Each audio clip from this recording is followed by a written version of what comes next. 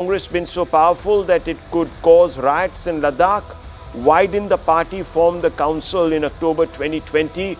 Who won the last council elections in Ladakh? The BJP. While the Congress lost badly, when things go wrong, the BJP always comes up with excuses. Arvind Kejriwal says Ravana's end also came, Kansa's end also came, Hitler and Mussolini's end also came, and today people hate all those individuals. Today in our country, dictatorship has its peak. The end of those who practice dictatorship and arrogance is near, unquote, viewers. Ghulam Ahmed Mir, Congress leader, came and said, I just got to know that he, Sonam Wangchuk, has been arrested. He's a respectable man who's dedicated himself to the cause of Ladakh. This is an unwanted step, unquote. But is the outrage over his arrest political, viewers? Is the opposition being expedient in handing Wangchuk a clean chit and elevating him to the level of a martyr? The centre certainly thinks so. For the NDA, Wangchuk had gone rogue. There are allegations that he incited the mob, leading to violent protests in speeches caught on videos. And there are dated videos that show Wangchuk misled people by mentions of Arab Spring and Gen Z protest. Then, of course, viewers, there is this entire suspicion that he was receiving funds, remittances. And these came from dodgy agencies, viewers, locally and internationally. In fact, the BJP has been citing a 2007 letter that was written by the Leh administration to Wangchuk, accusing him of having cross-border ties with China, anti-national ties. Viewers, there is first-hand hard evidence of Wangchuk making a speech invoking the violent, destructive street revolts in Bangladesh, Sri Lanka and Nepal. Listen in. Yang tene daksa mangpe mols thak chat pe gyurja yong chezeno Nepal la yong steodo Bangladesh la yong steodo Sri Lanka yong steodo miwang se gyurja kyong anok tene chik chik shina tene kyong anok samara reale. The violence, in fact, shouldn't have been even, viewers, broken out. The centre had made a number of concessions as was engaging with commitment with Team Wangchuk. Yes, viewers, the high-powered committee, its subcommittee, multiple informal meetings with the apex body Leh and Kargil Democratic Alliance. A lot had been achieved. ST reservation in Ladakh increased from 45% to 84%. One-third reservation for women in councils. Boti and Purgi declared official languages. Recruitment drive for 118 posts were underway. 1,800 posts rather were underway. There was a demand, viewers, for 6 scheduled status and statehood, which is already part of the high-powered committee's agenda. The next meeting was to take place on the 6th of October.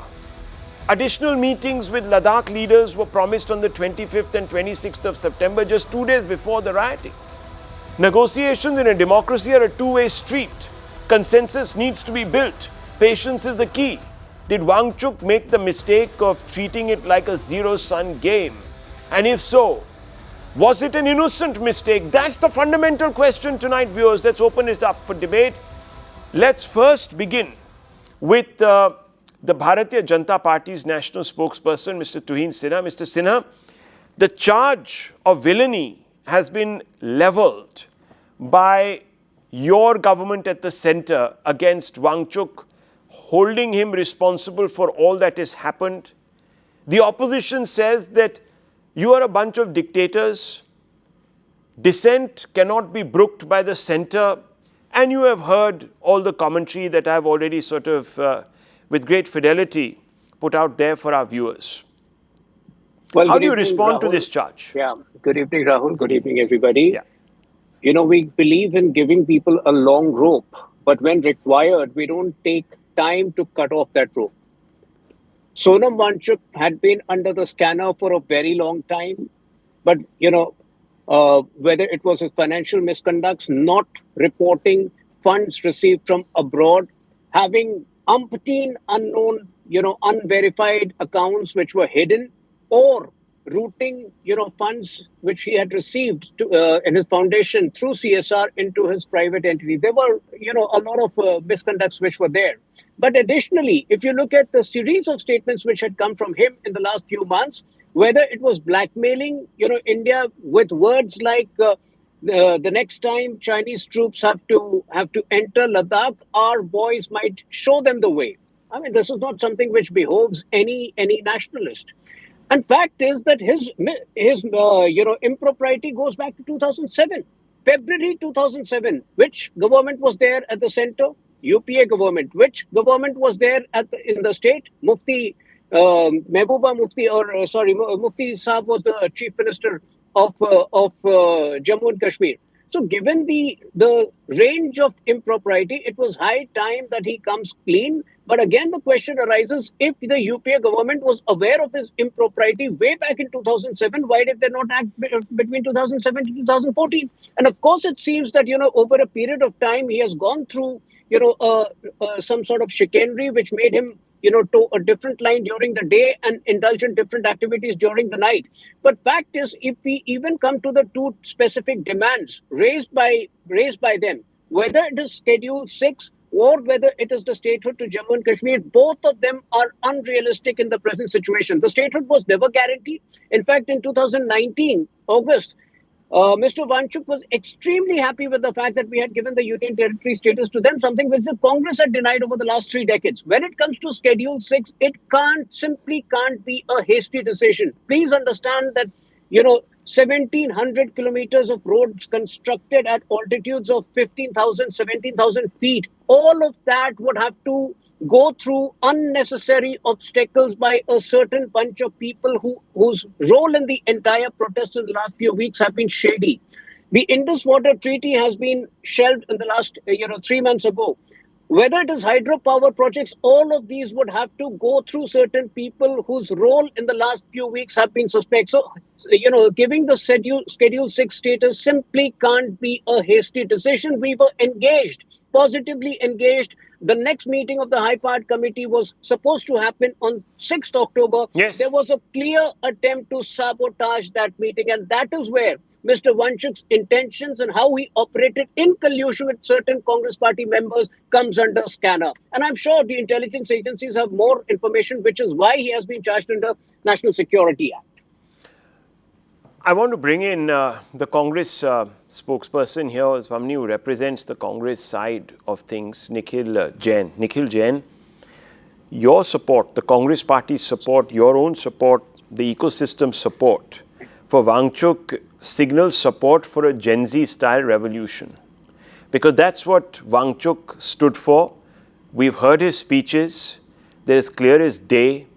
When he spoke to me, he didn't deny it. In fact, he said that the context was slightly different, but yes, what I was suggesting was that that is what is going to happen. Your own leaders in Leh, and the councillor I'm speaking about, held a press conference in which he said, you can bring in lakhs of people, I don't care, but we will take suo motu action and burn, in fact, throw stones, pelt stones at the BJP regional headquarters in Leh, which is exactly what happened the next day, and that individual was there at the scene. Why are you so intent on giving Wangchuk such a long rope and a clean chit, even before the law can take its own course, and especially when your own government was very well aware of his anti-national activities, when you were in power? Rahul, first of all, let me ask you a question. The BJP spokesperson started with a bunch of whatabouteries that this happened during the Congress government, they should have acted and this and that, not answering on what has happened in 2025. Am I allowed to do whatabouteries as well, or is that only something that the BJP can do? Because if that is to be the scene, the fact is that Sonam Wangchuk, the ecosystem that you talk about, Sonam Wangchuk for the longest time was part of the ecosystem of Narendra Modi and the BJP. He was the one who wanted Modi to become the prime minister. He was the one who was cheerleading the abrogation of Article 370. He was the one who was always supporting Narendra Modi. But today he does not find favor with that government. And it's laughable when Tuhin Sinha says that 2007 to 14, the UPA government did know of his improprieties and they chose to do nothing about it. He forgets that the government is government. It is not a Congress or a BJP. When you came in power in 2014, you knew the exact same things that the UPA did. You would have known more because time had passed. Why did you not act anything? Why did you not do anything for the next 11 years? Fact of the matter is, there was probably nothing improper. There were probably no FCRA violations. Okay. But now that the situation has become a law and order situation and it's a failure of Amit Shah, the Home Minister of the country, you're trying to hide behind this man and say he was doing some sort of FCRA violations. Okay. He was taking money from China. Can I just ask you? That. Why did you not arrest him before that? Okay. Why did you not arrest him very before quickly. it became a law and order Sinha, situation? quick response and I'll add some and context. You were the one who yes. promised, quick response to Mr. Jain. The Congress representative who's always obsessed with rebutting me forgets that he also needs content for that rebuttal. You know, the violence which has taken place in Ladakh was unprecedented. So obviously, when the violence has taken place, action will happen then. You know, why would we suspect him of this conspiracy if over the last couple of years is when his action has turned really shady? He has started making all kinds of ludicrous remarks against the Indian government. He has started blackmailing us. So obviously that is when we would charge him with sedition. That is when we would charge him with NSA.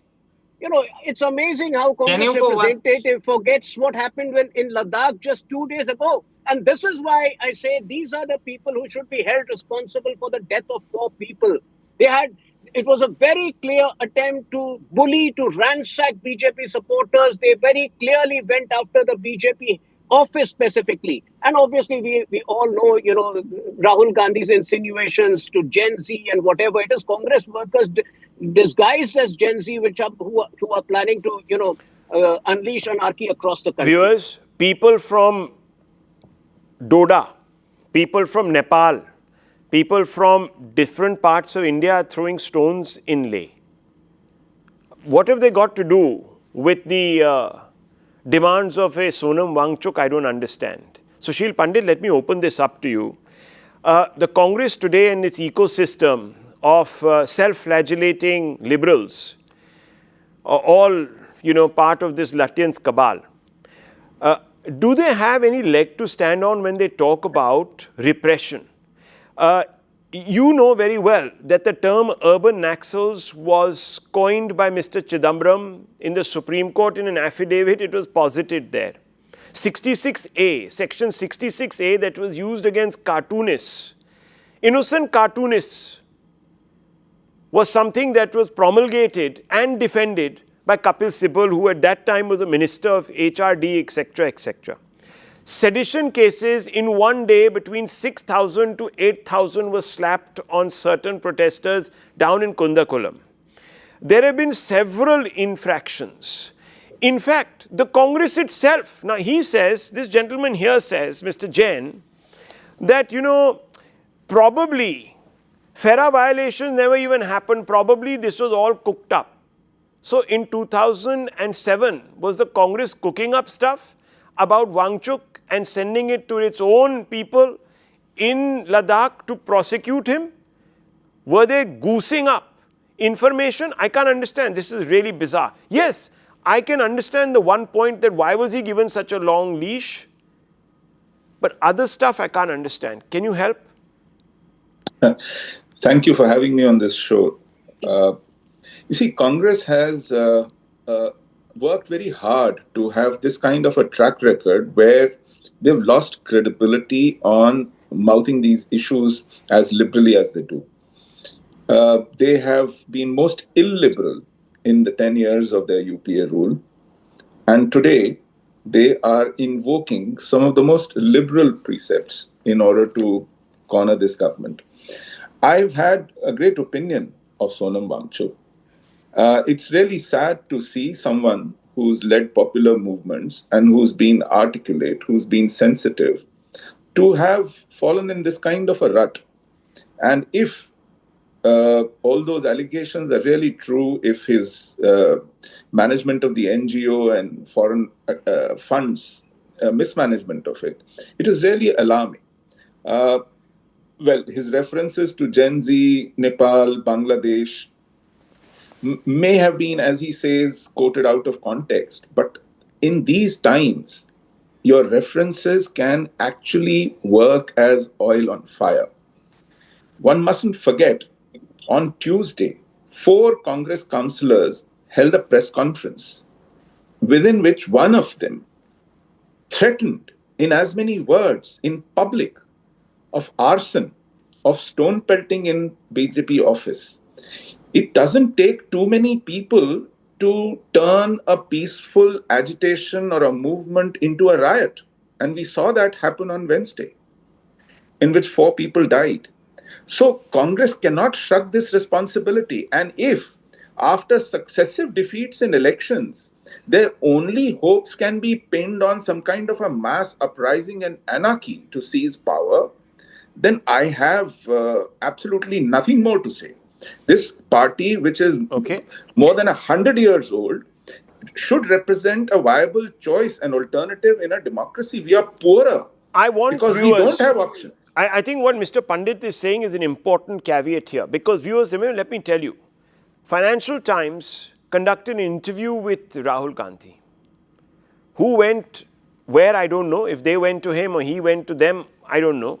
But interview was published in which it's clearly written, Sheikh Amir, you're a Congress leader, that our only hope is mass mobilization. Well, that's what we're seeing here. I want to ask you, Sheikh Amir, why was your councillor wanting to burn down the BJP headquarters in Leh when there was a very well laid out roadmap for the peace and the talk process? You already had a high-powered committee, subcommittee, multiple informal meetings. There was a date set for a conversation on the 25th and 26th of September as well as the 6th of October. So why was your leader 2 days before the 25th of September agitating to burn down the office of the BJP, and then next day is seen there outside the office?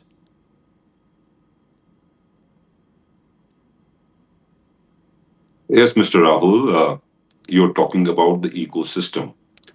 I'm talking about the Congress party, sir. No. I'm telling you, just don't be so. Don't be in a hurry. When you talk about the ecosystem, I see the ecosystem here. Mr. Rahul comes in and he's so much worried because people are protesting. It's the Ladakhis, the people of Ladakh who are protesting. It's not Congress. This revolution is not of Rahul. This is not Rahul Gandhi's revolution. This is not the Congress revolution. This is a revolution from the people of Ladakh. They have been protesting peacefully for several years. They have been peacefully protesting for several. It is not because of Congress, but because of the betrayal People of BJP. Ladakh from Doda Betrayal of BJP. Instead of dialogue, Mr. Sushil Pandit, Sushil Pandit, have patience. Mr. Sushil Pandit, have patience. People of Ladakh are protesting because you promised them so much. People of Ladakh. Post-abrogation 370, BJP, Narendra Modi, Mr. Amit Shah promised people of Ladakh. They promised statehood. They promised. How is it that, they don't have accept. Now, how is it, down Mr. the line, Amir, 6 years. that there were Nepalese people in this so-called agitation by the people of Ladakh? Mr. And Rahul, they've been arrested? There were Nepalese people. There were people from Nepal. And Mr. Wangchuk, he is a deep state actor. He is a terrorist. No, I'm asking you. This is a fact. Getting funds. I can even tell you the names of these people. You don't allow me to speak. No, one second.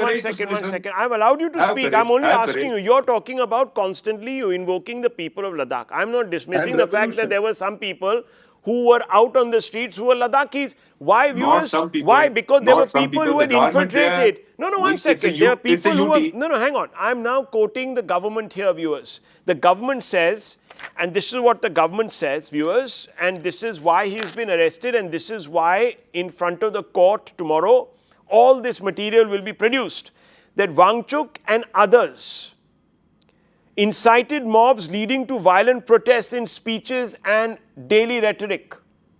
This is on record. Yes. This is on record. One second. Government is your, which government are you talking about, Rahul? Clearly, if people are wanting to, excuse me, if people are wanting, viewers, to mislead the general public, they can. We've seen it. Rahul, you are misleading. The revolution that these people are talking about, Gen Z, was Gen Z. I'm no, Mr. Jain. Mr. Jain, let me ask you here.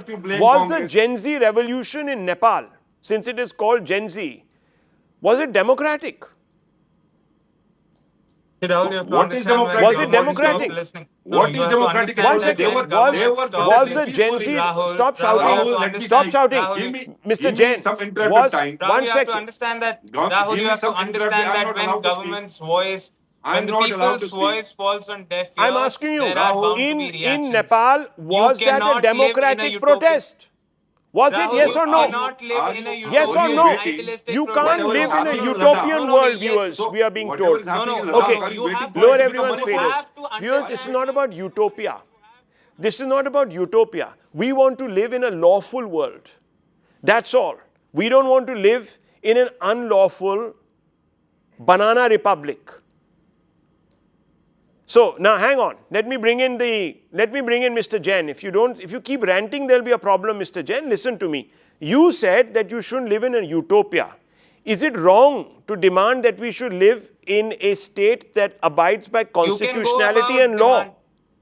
Yes, the state should abide by constitutionality and law. When the ruling party, when the home minister of the country promises to a region that I am going to give you 6 schedule, he can't turn around and then his spokesperson say, Show oh, me, this is show such an me where unrealistic the demand. Union Home Minister has talked about giving 6 schedule.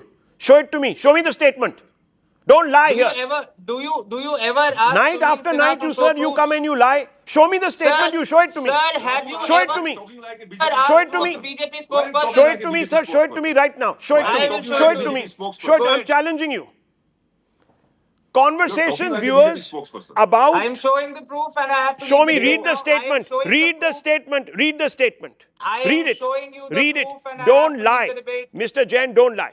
I have to It tell you is very, the very BJP clearly, that viewers, promised the six schedule. conversation, The no one BJP has promised promised six anyone schedule. any The statehood. BJP To Insina. promised six schedule. To Is that Insina. true or not? Rahul, To to Insina, those- respond. And Rahul, I have to to read the Respond. those who Rahul, I have accuse to read the us, to debate. those Okay, who accuse okay. us, You can to leave. You can leave. those, Yes. to those who I know you accuse have us another of, show. Go ahead, sir. Go ahead. No to problem. those Yes.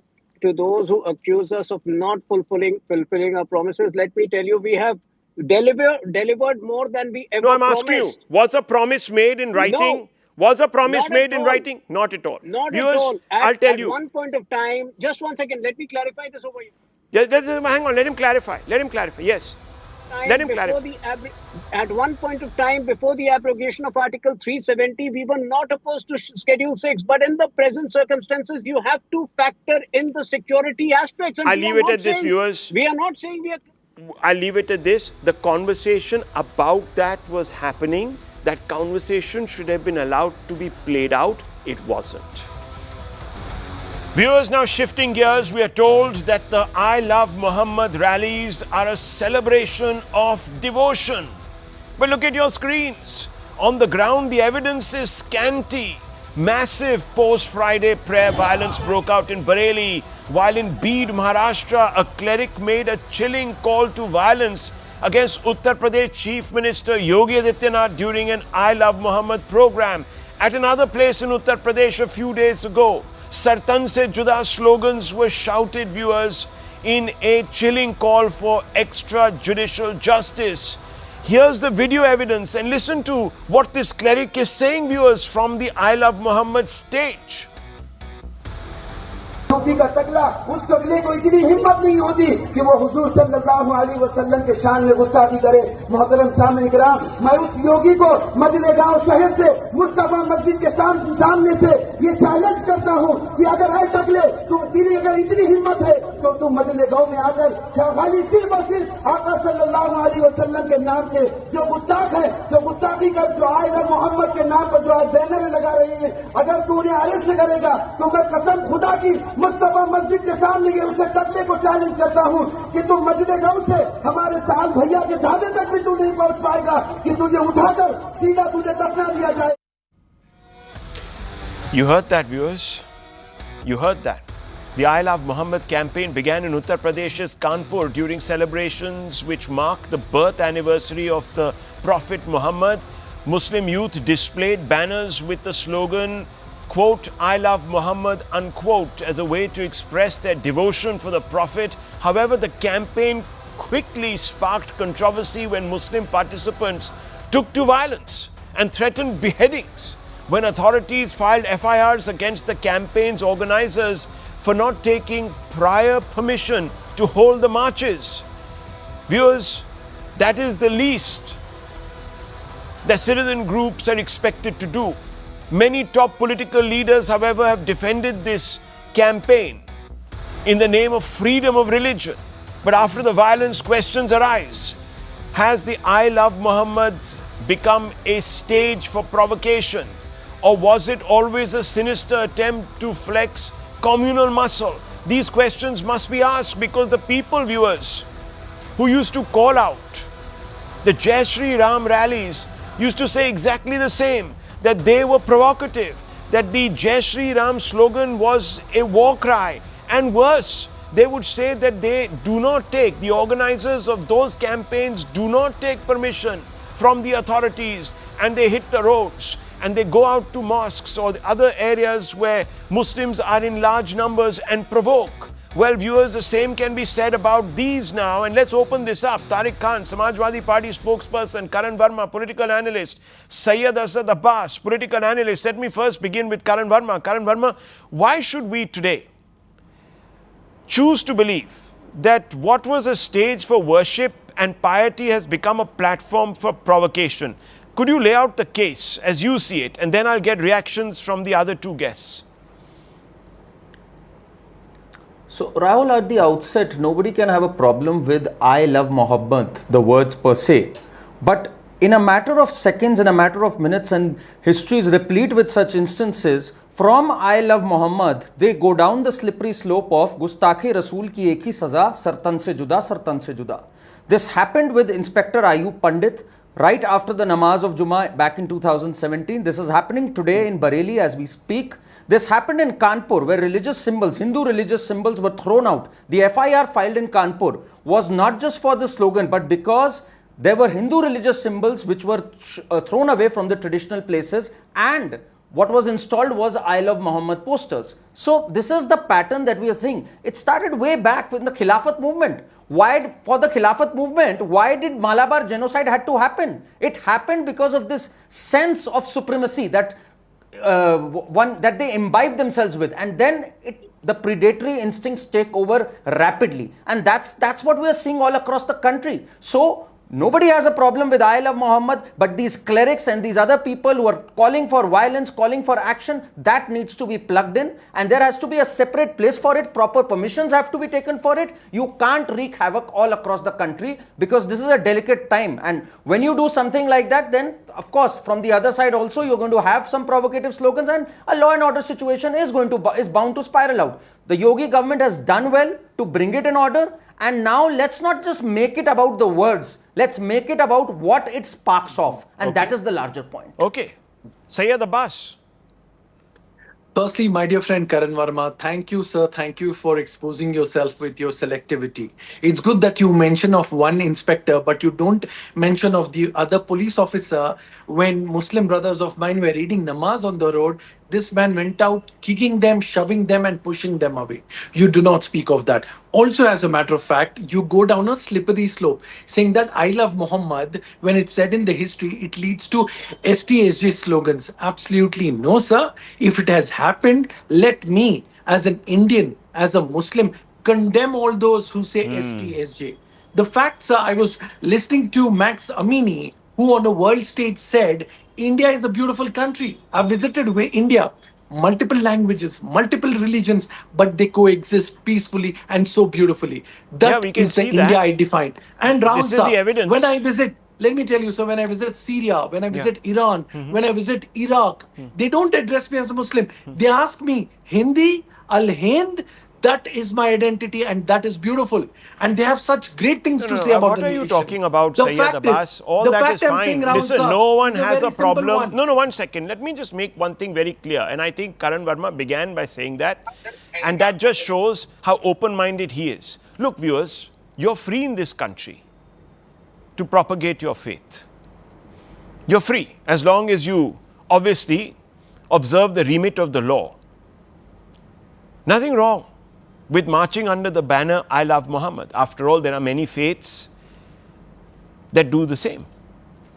But viewers, the question is not that anymore. The question is whether this is a platform for provocation. And if it has been hijacked, why are we seeing this violence? If this is about love, and championing your own cause, why are we seeing this violence? What place for violence is there on a platform of love? Tariq Saab, you're a national spokesperson of the Samajwadi Party. Tell me, sir, why this militant sloganeering, this kind of extremist sloganeering, this separatist mindset which says that blasphemy, even if it has been committed, we will punish it, not the law of the land. We will punish it.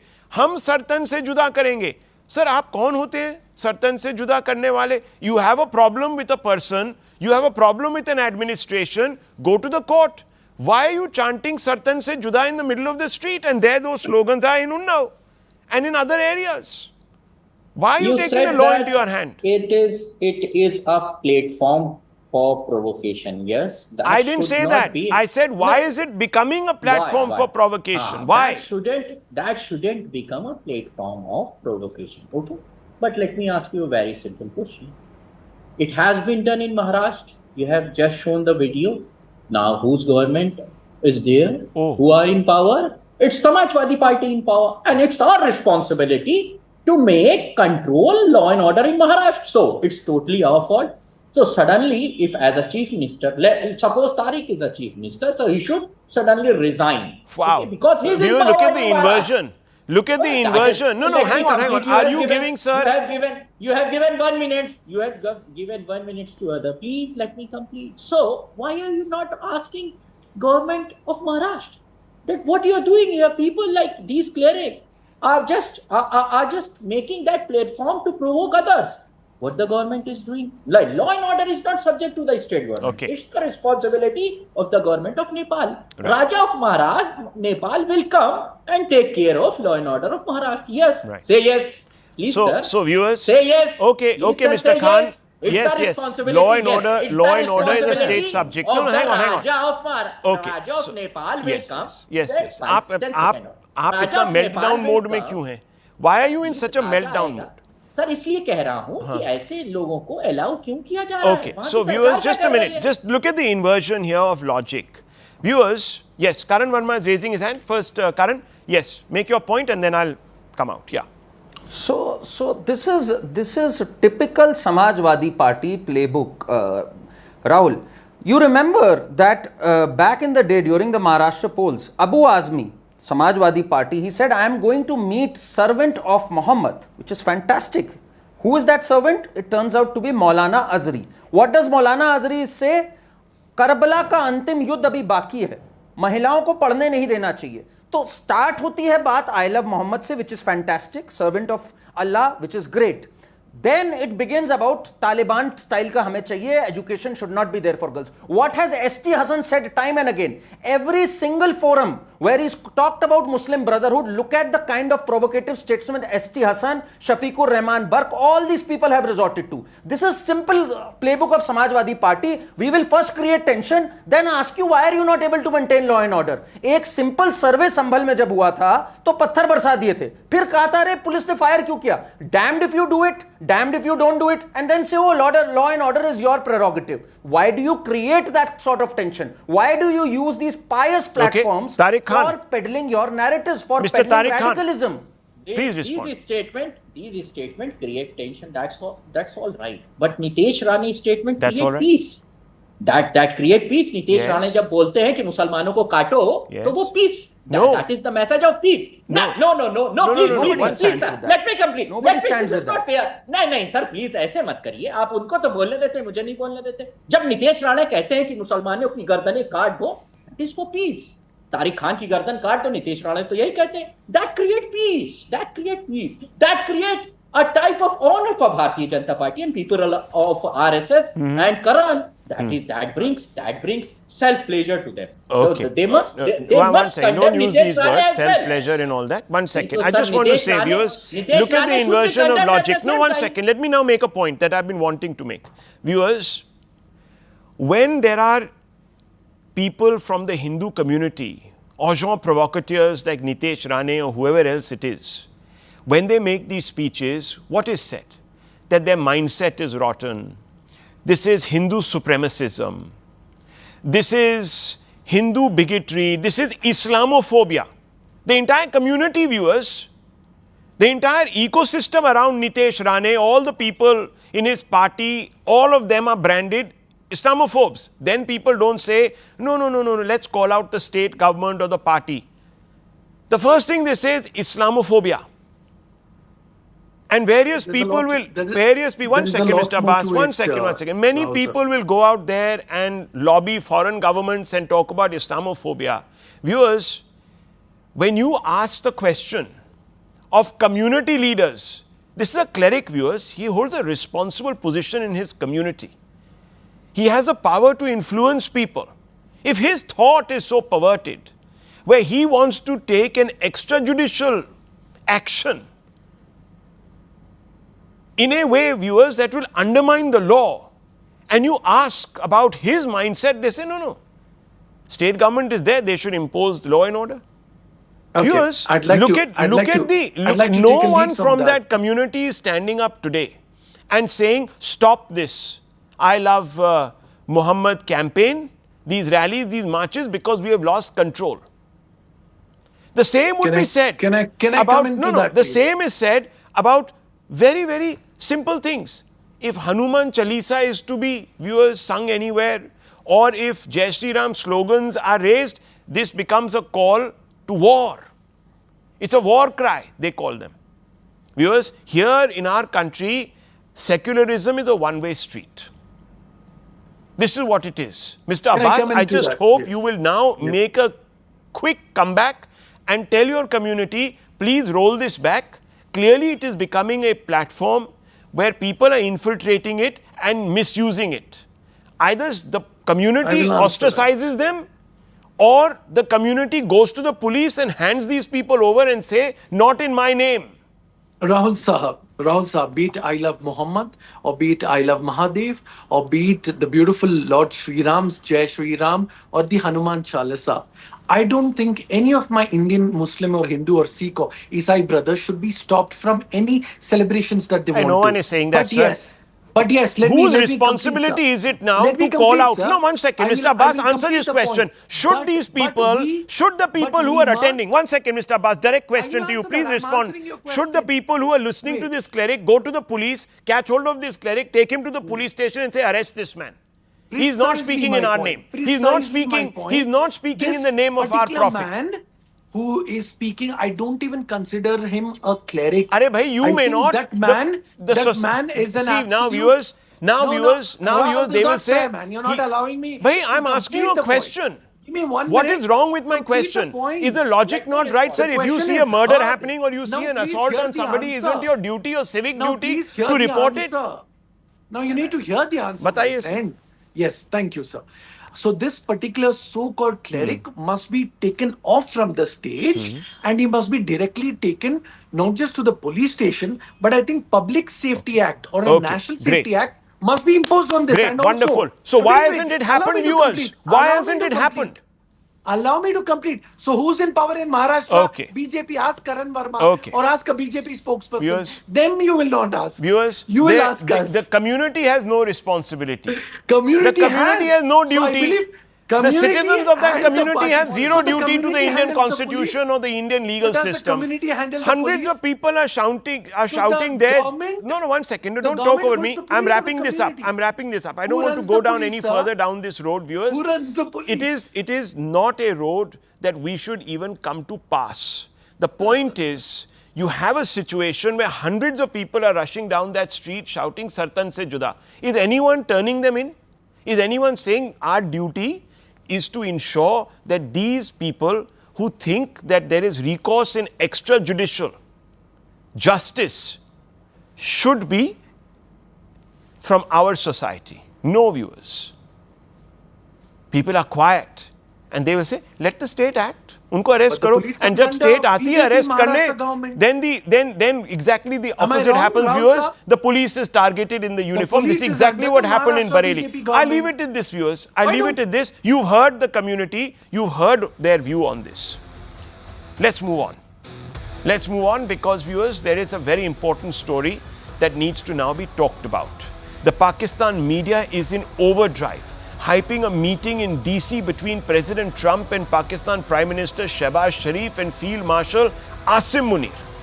The US side, in sharp contrast, has been muted. President Donald Trump even confessed that he has kept the duo waiting and didn't even know if they were in the White House or not. Listen.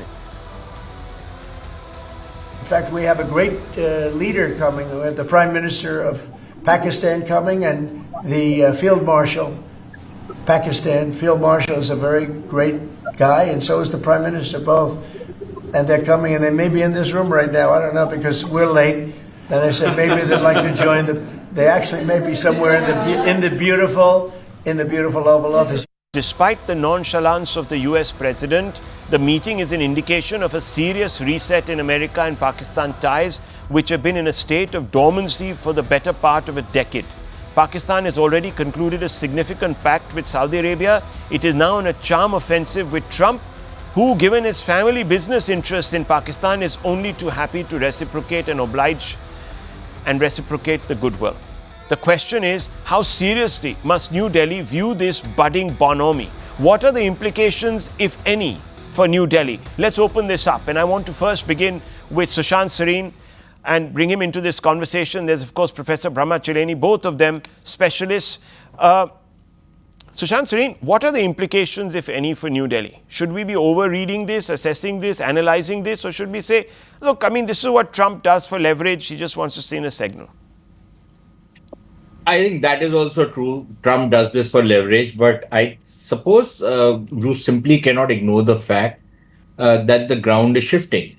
In a strange sort of a way, Rahul, we've always hankered for dehyphenation, and we've got dehyphenation in a different way, in the sense that the Americans are now saying, okay, fine, we are going to deal with India in a particular manner with no relationship to what happens with Pakistan, and we will deal with Pakistan in a completely different manner. Now, if there is going to be any kind of an intersection between how they deal with India and how they deal with Pakistan, we will certainly have a serious problem on our hands. But there is a lot of speculation on what exactly is the ask out of Pakistan. There is this whole crypto stuff, there is the mining stuff. There is also now talk that Pakistan could be recruited as soldiers for hire, as mercenaries basically, for ensuring security in West Asia. This could include, again, speculation mostly. This could include Pakistani troops in Gaza, but I don't see how the Israelis will ever accept Pakistani or Turkish troops in Gaza. But there is some talk of that. There is some talk of Pakistan being outsourced along with a couple of other countries, the security details in West Asia, so that the Americans can start pulling back out of this region and then pivot to China, which is where we will come in. But do we want to become a pivot for the Americans in China, especially under this kind of an administration? And we might have similar administrations in the future. Are we now going to be putting our eggs in the basket of a country which is even more unpredictable than, say, Burkina Faso? You don't know what their policies are going to be tomorrow. You know what their policies are today, but tomorrow he might suddenly decide that he's imposing 100% taxation on some product or the other. So how do you do business with a country like that? How do you deal with an administration like this? And what is there to suggest that a Marco Rubio or a J.D. Vance or any of these other MAGA guys who succeed him after a couple of years will not be doing the same thing? So clearly, I don't see how India can be dealing with the Americans, the way we were dealing with them in the last 25 years. So in that sense, the ground has certainly shifted from beneath our feet.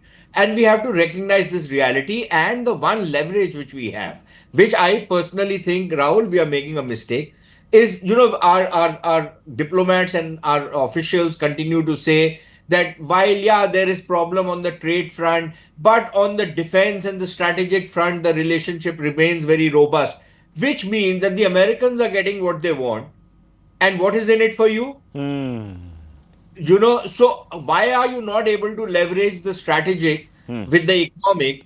Because if it has to be a transactional relationship, then let the strategic also be a transactional relationship of whatever that's worth. I know that's an oxymoron. Strategic is not transactional, but that is the world we are living in now. And I suppose you have to wake up and smell the coffee and understand that it's not business as usual. Right. And we really don't know which direction the Americans are going to go. Okay. And I don't want to be left holding the can. Okay, let me bring in Professor Chileni. Those are some pretty frank and forthright views, perhaps even a very realistic and clear-eyed assessment of where this is all going. But Professor Chileni, what does that do for the balance of power in South Asia? If this bonhomie continues and fructifies on a trajectory or takes us to a place where this becomes a deeper relationship and is a complete reset, what does that do? It is becoming clearer by the day, Rahul, that India's Operation Sindoor was a military success but a diplomatic and political disaster. India, an emerging global power, now finds itself equated with Pakistan, a smaller, weaker country, a quasi-failed rogue state that is a long-standing state sponsor of terrorism. You look at the trade negotiations India is having with the US.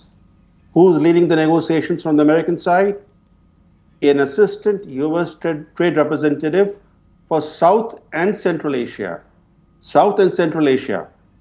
The new ambassador nominee to India will have a double role as special envoy for South and Central Asia. All this is reinforcing this equation with Pakistan.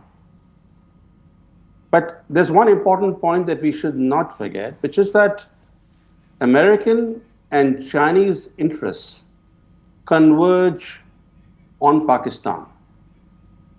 What the US is doing in relation with Pakistan actually helps Chinese interests.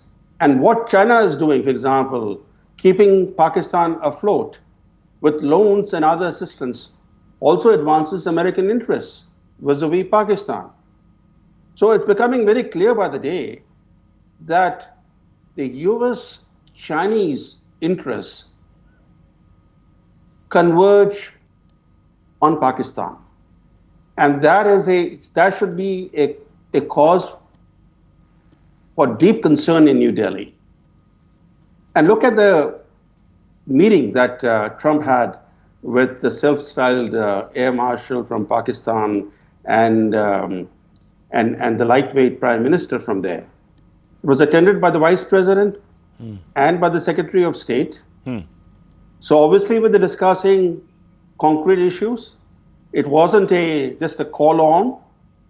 And this was the second time Trump held a closed-door meeting with the de facto ruler of Pakistan, Air Marshal Munir. Certainly, what we are seeing is a major shift in American policy toward Pakistan. Trump is openly and repeatedly lavishing praise on Pakistan. He's calling their leaders great.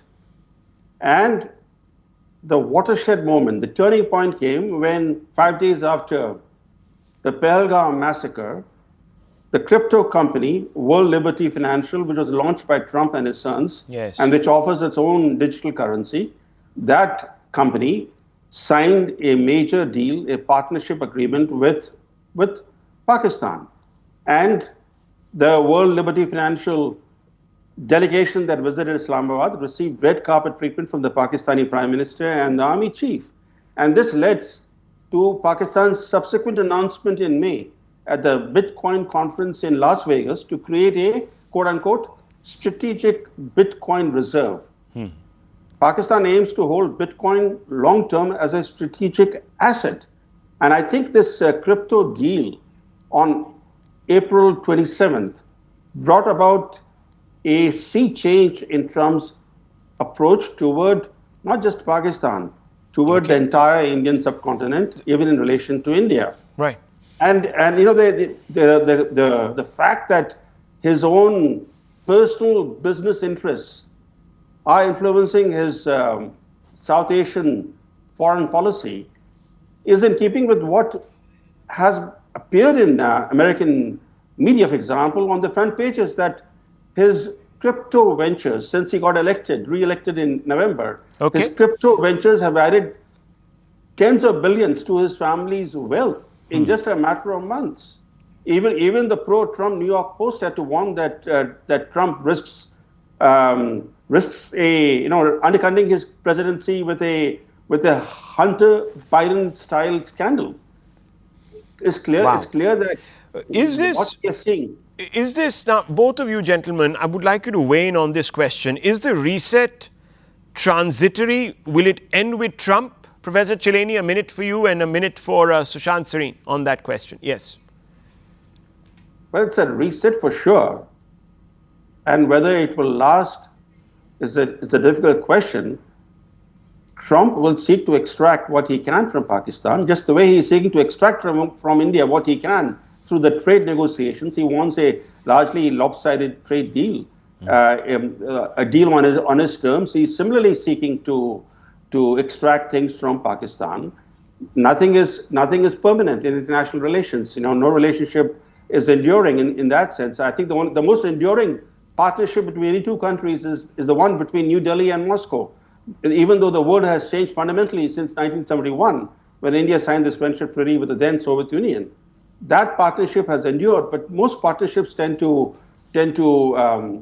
change, tend to either loosen their momentum or actually continue on a weaker note. But a strong US-Pakistan partnership in the long run clearly will go against the international trend, the pattern that we have seen in international relations for long. Okay, so Sushant Sareen, now you have the 3 A's are back in a sense. The army is, of course, part, I think it's running pretty much Pakistan. These pictures tell you that. So I'm not going to over leverage that because it's built into the system. So now you have Allah, you have Arabia, and now you have America. The pack is full. 4 aces, you want to call them, whatever. Is this a coming together coincidental, or is there a larger story here? We'll have to wait and see. Look, the Pakistan-Saudi relationship is a long-standing one. Okay, now they have now announced a new deal, which nobody knows what that new deal is. There is just that one sentence that, aggression against one will be considered aggression against both. This is sloganeering. I haven't seen the deal. I don't think anybody has to understand what exactly are going to be the obligations. It's very easy to say a NATO style thing, right? But has anybody actually read NATO's Article 5? Because it comes with a lot of ifs and buts and a lot of escape clauses. So it's not a kind of a tripwire that automatically everybody jumps in. So one is that. The second thing is on the reset question, Rahul. I think even if there is a change in administration, even if there is, forget change in administration, a change in attitude, I think there will be a lot of wariness in India on how we are going to be dealing with the Americans. We haven't even gotten over the last 50 years of baggage of our experiences with the Americans, and you still have people saying that the Americans are not trustworthy. And now that lobby gets further strengthened in India. So there will be a reset from the Indian side. There will certainly be a reset from the American side. And also don't forget that when an administration in the United States takes some very significant shifts in policy, those shifts start enduring in subsequent administrations. So Biden could not reverse the attitude of Trump towards China, for example. That's right. Yeah. A lot of those things will happen. And finally, 2 very quick points, Rahul, allow me. See, the Pakistanis are saying that the Indians are spending money on buying lobbyists. We have bought the whole house itself, the White House. We have bribed Trump and we have gotten what we want. So that kind of buttresses the point which Brahma was making. But don't also forget, the only thing in Pakistan's basket now is a mercenary army. Because if you look at their economy, if you look at the statistics, there is no investment coming in.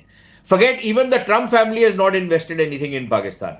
They will extract money out of Pakistan. They're not investing money in Pakistan. One, the Chinese are not investing any new money in Pakistan. The Saudis have been promising for the last 15 years that they'll be investing money. Nothing has come so far. The only money that the Pakistanis expect is the money which they could get from the Gulf for services rendered. And second, they expect that it's not that they will protect Saudi Arabia so much as the fact that Saudi Arabia will now protect them against India, because it kind of complicates India's strategic calculation if we have to take any offensive action against Pakistan. Well, very protect Pakistan, not the other way around. Okay, both these gentlemen viewers have given us a stark picture.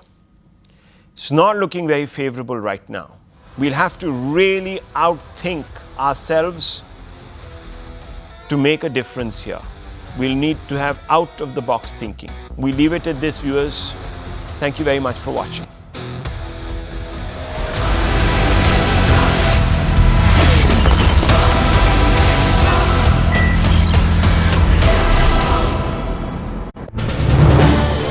This is News 18 Network.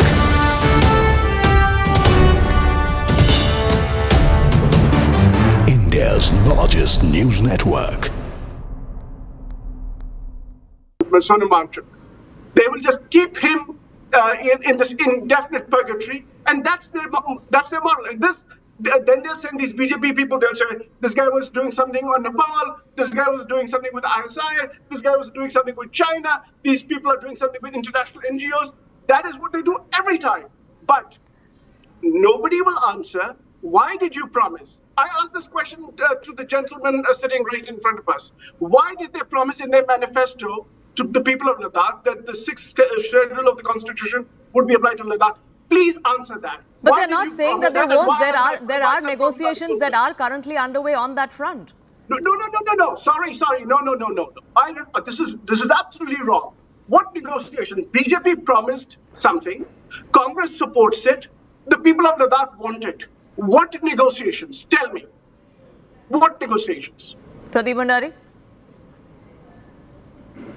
Mr. Soos, had you understood the art of negotiation, you would have given the UT status after 70 years being in power. You do not understand the art of negotiation. You only understand the art of negotiation with terrorists like Yasin Malik and Hafiz Saeed. That's what you are very good at doing, so do not lecture us. And I will again reiterate, yes, you are an anti-national party because the terrorists like Hafiz Saeed calls you their ideological mentor. So please, Mr. Soos.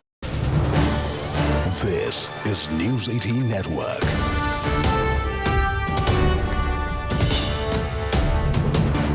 India's largest news network.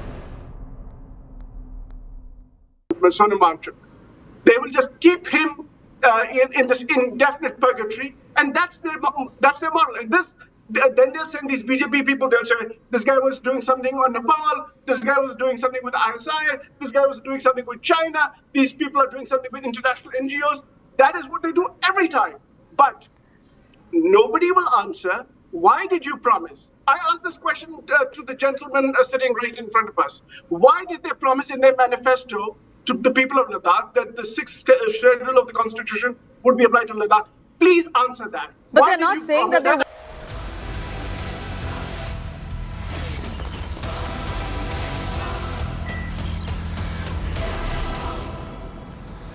Viewers, it's an end of an era. After more than 60 years of service, the Indian Air Force has officially retired its iconic MiG-21 fighter jet. The jets were decommissioned in a grand ceremonial farewell in the presence of Defence Minister Rajnath Singh at the Chandigarh Air Base, the very base where the first MiG-21 squadron was established. Marking this historic moment, Chief of Air Staff, Air Chief Marshal Amarpreet Singh, or AP Singh as he's called, led a fly-past. The Russian origin MiG-21 was inducted in the 1960s and went on to play a crucial role in multiple air operations over the decades in all frontiers and theatres. The sentinel of our skies. For 60 years, it has guarded the nation, training our warriors, testing their courage, and triumphing in battle. A machine of steel, flown with unmatched spirit. The Chief of the Air Staff, joined by Squadron Leader Priya, honors this legacy with a commemorative sortie. Swift, fearless, enduring. Every mission, every landing.